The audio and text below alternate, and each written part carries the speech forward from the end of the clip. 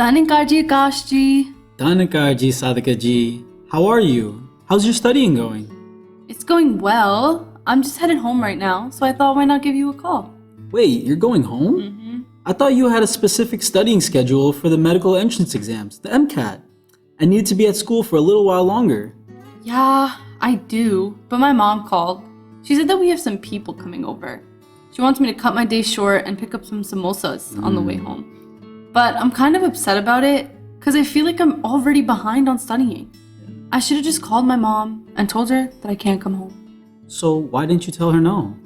You know, I have this constant dilemma of whether I should pay more attention to my MCAT and tell my mom exactly what I can and can't do, or if I should just go with the flow, give my studies less attention on some days. But I think this is more of a personal situation that I have to figure out first on my own. Well, how about you head home for now? Maybe take the rest of the day off and take a break. I'm having a get-together at home tomorrow with a few of my friends. They've all had their fair share of dilemmas. So why don't we use this time to also record this month's episode of Soul Vibes? I think the dilemmas of life would be a perfect topic. That sounds like a great plan. I'll see you tomorrow.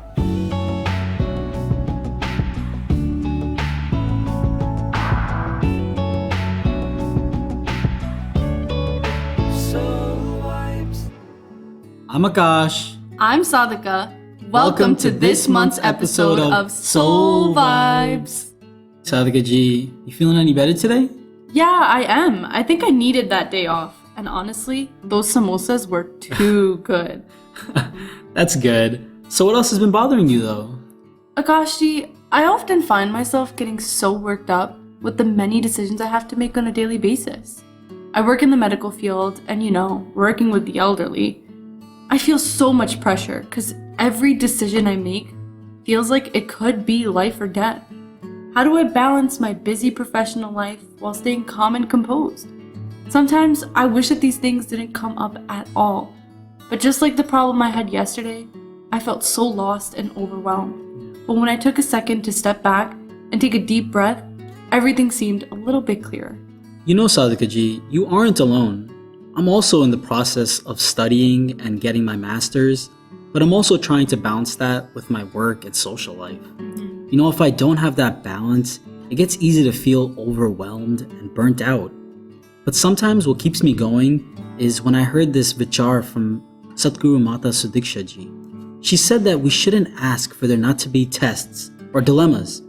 Instead, we should ask for our faith to be so strong that it should guide us through all the dilemmas or hurdles that we face. We should be able to get through them with ease. You know, when we go to school, we know that we're going to be tested at the end of the unit to make sure that we have truly understood the material, right? So how is our life any different? Oh wow, you're so right. You know, you've invited so many people, Akashji. Why don't we go bother them? Ask them some questions and maybe we can get some clarity. You know, I have the perfect person to introduce you to. His name is Shub, and I actually met him at the Manhattan congregation a couple of months back. Really? Shubji, we all know you work a crazy life. How do you keep yourself grounded and at peace when you're surrounded by so much chaos?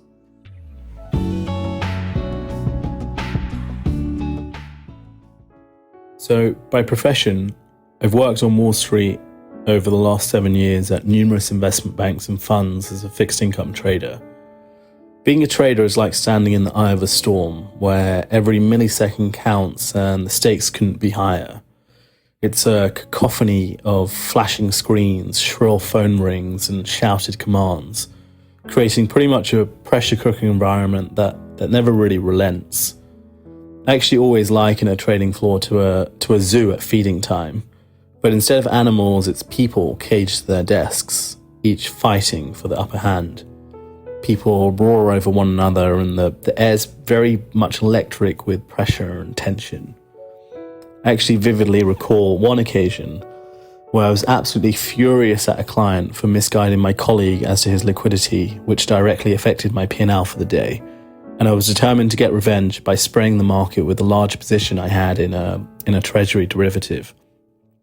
So with eyes locked onto my ever-changing 7 screens, Every trade usually feels like a life or death decision, but this one had the potential to move the entire market, given the depth of my liquidity.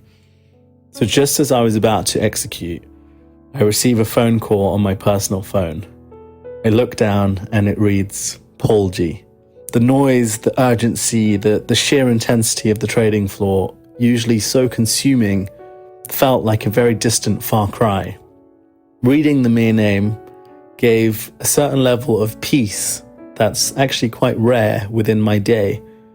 A quick step away, listening to that very soothing Sant Nirankari beta, neutralized my entire anger and actually enabled me to execute the position that I wanted earlier at better levels after taking the phone call. In that moment of hearing Paul G's Sant Nirankari beta, the frenetic world of high-stakes trading and the calm presence of Nirankar intertwined, teaching me that amidst the chaos, a touch of tranquility can lead to clarity and better decisions. It felt like a reminder that even in the most intense environments, there are moments of stillness that can guide us through the storm. Thank you, Shubdeepji, for the amazing advice. It can be really hard to work in an environment that can get so hostile so easy. See, Sadhika ji, I told you he reminds me of Hrithik Roshan's character in Zindagi Na Milegi Dobara. Works on Wall Street, lives the hectic life, and is constantly on the move. Well, Akashi, if he's really feeling in the character, he can get me my own Bhagavati. Only if he's up for it, though. Akashji, I know you also work in finance as well, right? How do you personally deal with situations like this? What reminds you of the teachings of Satguru and how to handle moments like these? Well, for me, Sadhika ji, I'm just starting out, and I've also already seen the day-to-day struggles and how it can get to you. Sometimes you get frustrated at anything and everything. One thing that I've started to take note of and that has been emphasized by my mentors is to constantly have some sort of Simran in the background, whether it be in the form of Avtar Bani Shabads or any type of Geets, or maybe just doing Simran before I start my day or when I eat lunch. To me, it's hard to be mad at someone when you attempt to remember Nirankar. It honestly keeps me in check, and it puts me in an entirely different mindset where I'm unable to raise my voice or let alone get upset. That's truly amazing. It's so easy for us to instantly react without thinking twice. But having that constant reminder and a way to change our mindset and perspective allows for us to honestly think so much clearer. There are so many decisions and people we can come across in our work life that if we don't have that clarity, we're prone to making rash mistakes. I agree completely. And on top of working in such a high-paced environment, I commute from Long Island, which is like an hour away from New York City. Sometimes I just get so overwhelmed with the travel, being in such a rush, the bright lights, the loud noises, the entire aura of city life. Shubdeepji, how do you keep yourself from getting lost in the hustle and bustle of New York? I've lived in New York now for almost 7 years, and there's always something to do here. It's a fascinating place. New York City actually cannot be described often in terms of its never-ending attractions. Times Square pulses with neon brilliance and towering billboards, painting the sky in very vibrant hues. The Broadway marquees with their golden letters promise stories yet to unfold, while the Empire State Building stands tall, its crown gleaming in a dance of colors. Even thinking about it, I feel so like I want to write a poem about it. And perhaps you'll notice even my tone is a little jubilant. But I'm reminded of a story of where if you're a child, when you go to a fairground, all of the bright lights are so fascinating to you, and all of the rides and the smell of candy and just everything in that moment it actually feels somewhat overwhelming. But none of the bright lights of a fairground matter if you lose the hand of your parent. The vibrant colors and the dazzling rides fade into insignificance. The laughter and music become a almost distant hum, directionless and very hollow. Without your parents' hand, without their guiding presence, the magic actually evaporates, leaving a void where joy once thrived. The thrill of the rides and the sparkle of the lights cannot replace the warmth and security of the parents' embrace. It's actually a poignant reminder that the true essence of happiness lies not in the spectacle, but in the love and connection we share with those who mean the most to us, and the connection to this higher being, Nirankari. You know, this reminded me of a shabad from the Gurbani that says, "Without you, my Satguru, I am nothing." It's so true that without our guiding hand, we would be lost, especially in a city like New York City. I can't even count how many times as a kid I've gotten lost in the city. So having that guidance is truly so important. You know, Sadhika ji, it's so funny you say that, because even as an adult, the first time I took the subway, I got confused between the local and the express trains, and I just found it so hard to navigate the system. You think that you're going to be only 2 stops away from where you need to go, and you end up on the entire other side of the city just because you took the wrong train. Sometimes I feel like the pigeons on the subway trains know the system better than me. If I had something or someone constantly telling me which way to go and guiding me through which train to take, the whole process would just be so much easier, right? You know, Akashji, we face so many challenges like these daily, and we continue to blindly make choices. But why do these dilemmas even exist? Are they just obstacles in our way? Sometimes I feel as though I'm being hindered from understanding my true potential, and that these problems really just are getting in my way. I also think about this question all the time. These thoughts are really reminding me of Anikji for some reason. You know, he's so well versed about religions of the world. He's read so many scriptures. We can get his philosophical perspective on our topic today as well. Akashi, that was a wonderful question. What is the purpose of dilemmas? And why does life continually present us with challenges? You know, I went to a comedy show yesterday night, and the comedian was asked, "What is the definition of life?" And the comedian replied, and I quote him exactly, "One thing after another." You know, every individual faces dilemmas in life, and these challenges are countless, including financial issues, relationship problems, health concerns, and so much more. Life can be seen as one continuous series of dilemmas where we're constantly confronted with tough situations and struggles. And Sadhika ji and Akashji, I was actually reading a book on Buddhism. And the first noble truth of Buddhism is life is dukkha, meaning life is suffering. I always thought that life was meant to be enjoyed and cherished, and that dukkha was just a once-in-a-while kind of thing. Yes, in the Gurbani it says, dukkha daru sukharog, meaning that sufferings and dilemmas in life are a blessing in disguise. Suffering creates perseverance and endurance. It allows us to submit to the will of Nirankari, the formless God. It creates humility and allows the ego to subside. This world is not designed to make us happy. It is designed to challenge us. These challenges are intended to strengthen us. Life provides these tests and trials for our spiritual evolution. Just as a piece of coal transforms into a diamond under pressure, human beings grow and refine their character through pressures and challenges in life. But what are the ways in which we can overcome them?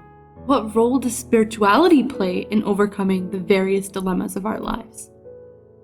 Sadhika ji and Akashji, in our mission, the first principle is Tan Man Tan belongs to Nirankari, meaning body, mind, and material possessions belong to God.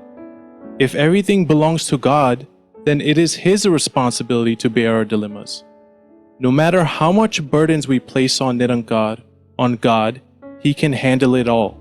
Since God's supreme power is behind everything that happens in the world, why should we stress about what we should do or shouldn't do? You know, I've heard about that a lot in Sangat, but I often fail to implement it in my life. Yeah. Do you think you could explain it a little further? Maybe use an example from your own life? Yes, Sadhika ji. Last week I was boarding a flight to San Diego. You know, before boarding a flight, we always place our carry-on bags and luggage in the overhead cabin. Now, could you imagine if instead of storing our baggage in the cabin, we held it over our heads for the entire flight? Oh my God, how stressful and painful would it be to bear all that luggage the whole time? Wow. I can't even imagine that. Exactly. You know, just as an airplane carries all the weight, why should we suffer by holding our luggage on our laps or on our head instead of relaxing and placing all the luggage in the overhead cabin? Similarly, if we surrender all our worries, anxieties, and dilemmas to Nirankari and let God carry all our luggage, the luggage of stress, burdens, anxieties, and dilemmas of life, by surrendering our mind becomes relaxed and calm. Oh, wow. You know, I realized that a calm and relaxed mind can help tackle any dilemma or situation effectively. You know, when we are burdened by anxious, stressed out thoughts, we can't handle situations in the best possible way, right? But Anikji, you know how some situations are really tricky, like they have no end in sight? Do you have any suggestions on how to handle those? I personally feel Situations are inherently neutral. They are neither good or bad. It is our minds that commentate and attach these situations and determine whether it is good or bad, positive or negative. Learning to realize that a situation is neutral and accepting it as it is allows us to approach dilemmas with greater clarity. That is a very interesting point, Anikji. It reminds me of a quote. If a person is struck by an arrow, is it painful? If the person is struck by a second arrow, is it even more painful? He then went on to explain, in life, we can't always control the first arrow. However, the second arrow is our reaction to the first. This second arrow is optional. Harshiji, when did you get here? We didn't even see you there, but perfect timing. Why don't you also join us and listen to Anikji? Harshiji, that was a great quote. You know, that first arrow is all the dilemmas we face in life. The second arrow is the mental commentary about the situation, our first arrow. The mental commentary is the inner dialogue that is constantly going on in our minds in regards to the situation or dilemma. There's a saying that we suffer more in our imagination than in reality. That's so true. I was recently listening to a vichar from Nirankari Raj Pitaji, and he referenced the Sampuran Avtar Bani quote, Bite nu lalchaiyan nazara naal takana maya hai, which means that when our mind looks to the past, it's an illusion. And when our mind spends time daydreaming about the future, this is also an illusion. When a saint asked Satguru Mataji what her favorite thing to do was, she replied and said that the present moment is always my favorite moment. This blessing from Mataji exactly answers our concerns about handling dilemmas. When we are in the present moment, it allows us to handle the situation much more effectively and honestly with more clarity. Honestly, I think we get so caught up in the negative aspect of the dilemmas in our life that we forget we are given such a strong foundation to deal with such things. You know, Sadhika ji, I remember you had one pretty big problem recently. You know, didn't you have to join a club at school? Yes, Akashji, I was conflicted between joining the Bhangra team or the Salsa team. However, I feel like this might be a deeper dilemma, and it's more of a question about my cultural values and which side of myself I resonate with more. Yeah. Do I resonate more with my Indian and cultural self or with my American self, with my peers? Well, just as we spoke about before, balancing personal life and professional life is already such a difficult task. And on top of this, you have to justify being an Indian American? It can be so hard. You know, me and Hershitji have been talking about this for years. You know, what do you think, Hershitji? You have lived all around the world, seen so many different cultures, yet grown up at a home that is so connected to its Indian roots. How do you perform this balancing act? So I was born here in the United States, but my parents were born in India. A term that has been used to describe someone like me is an American-born confused Desi, or no, ABCD. Oh yeah, my friends call me that too. Wait, what does that really mean? Am I one? Maybe you are. It is a term used to describe someone who doesn't understand which culture they really belong to, and is constantly in a dilemma on how to behave in their life. I have had an identity crisis since the day I was born. I constantly have to decide if I want to follow my Indian values or my American values. Here is a very real dilemma in my life to this day. So my name is Harshit, but growing up in a predominantly non-Indian neighborhood, I had to go by the name Harshit. And I also go by the nickname Hershey. So anytime I introduce myself to someone, I have to stop and ask myself, which name do I use today? So why is this such a struggle? Oh my god, Hershitji, this happens to me all the time. My name gets butchered daily.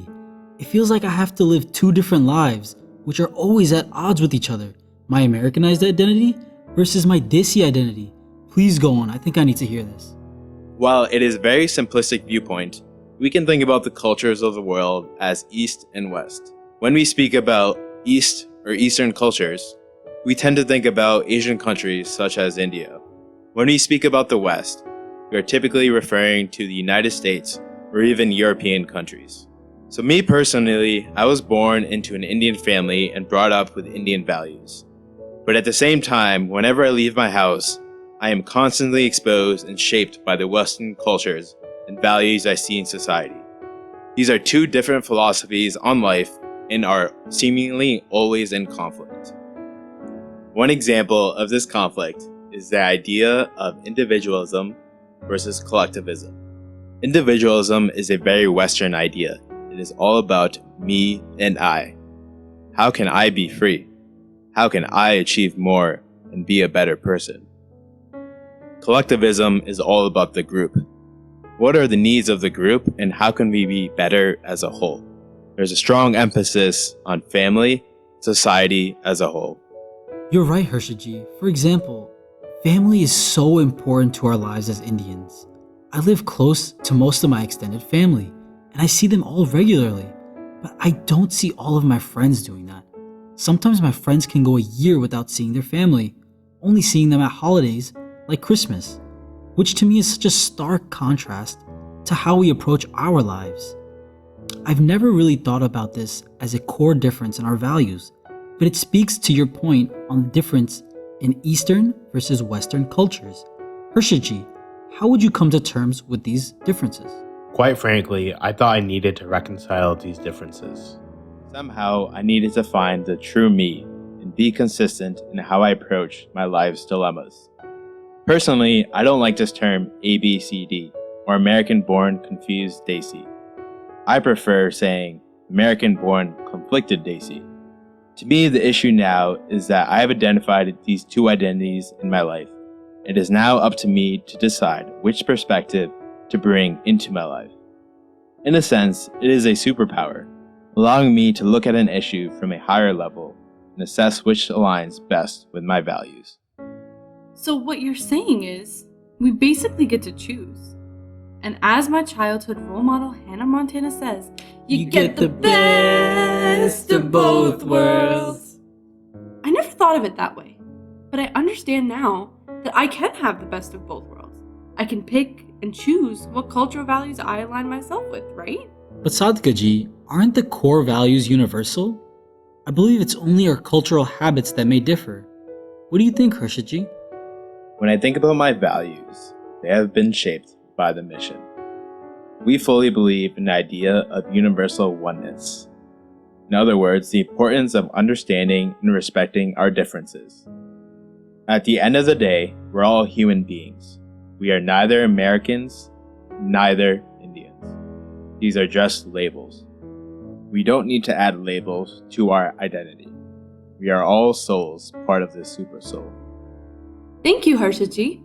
I think if we go back to the original question of Bhangra versus Salsa, I should take your advice and not think of the label Indian or American. I should think through this dilemma by understanding my core values. Mahaprabhu, what does Gyan do to us? It collapses our identity and makes us zero. So when there is no identity, how can there be an identity crisis, right? And you know what? I think that this is the true superpower. That's a really great point, Sadhika ji. Personally, I live in New York City and I see homeless people every day on my commute to work. The question always pops into my head, should I help this person? Or should I continue on with my day? From a young age, I have been going to Sangat, where I saw many devoted saints practicing seva. So this desire to help has been instilled by the value of seva in my life and guides me to helping those in need. There is no correct answer to life's dilemmas.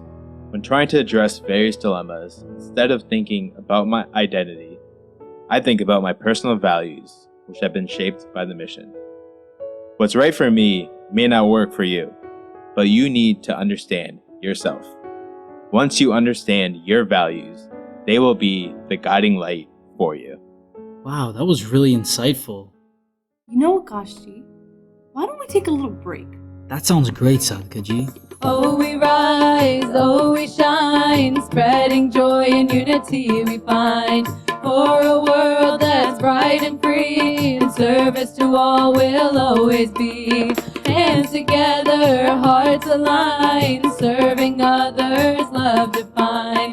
Hands together, hearts aligned, serving others, love divine. Tu hi Nirankar, tu hi Nirankar, tu hi. नजर में रहते हो जब तुम नजर नहीं आते, नजर में रहते हो जब तुम नजर नहीं आते. ये दिल मिलाते हैं, ये दिल मिलाते हैं जब तेरे बन जाते हैं. नजर में रहते हो जब तुम नजर नहीं आते, नजर में रहते हो जब तुम नजर. Sadhika ji, you know, we've been talking about dilemmas for so long that I'm reminded of my own now. I've been working so hard for the last few months, and I haven't been able to see my family the same way I'm used to. Do you think the sacrifices are worth it? I think this is such a common problem among our generation, and you really read my mind. I've been so enraptured in my studies that sometimes I forget to take out time for myself, my family, and even for my devotion. I know that Yashji also worked 80 hours per week at one point. Wow. Yashji, do you think you can help us and explain how you handled this situation? There's definitely a greater emphasis for work in this city. The reality is, you have to work longer here than maybe some other areas. As this becomes the norm, time is taken away from other things that you'd like to do in your free time. Time for family, relationships, spirituality may become less available. So how do I strike this balance? Sometimes, when I focus on my work and get into this tunnel vision state, it takes away from the peace I'm trying to achieve as well. Don't get me wrong, focusing on work is important, but when it takes over my life, it can also be a negative. Some great advice I've received is that my work isn't my life. It's just a part of my life. Ah, okay. But Yashji, sometimes I feel like I'm overdoing it on my material growth. Not just that, but my spiritual elevation is lagging behind now. I felt like this for a while too, and here's how I got through this. So, when I make my weekly schedule and know that there's an event that I can't miss, I'll add in a block for the time that I'll be away. It doesn't matter whether it's related to family, work, or friends, or specifically for satsang. Personally, in the corporate world, I usually have a lot of team meetings. But my colleagues know that when I have a section of time blocked off, they need to work around it.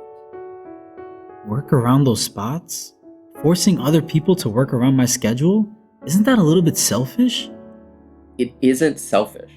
It's actually self-care, or rather, self-healing.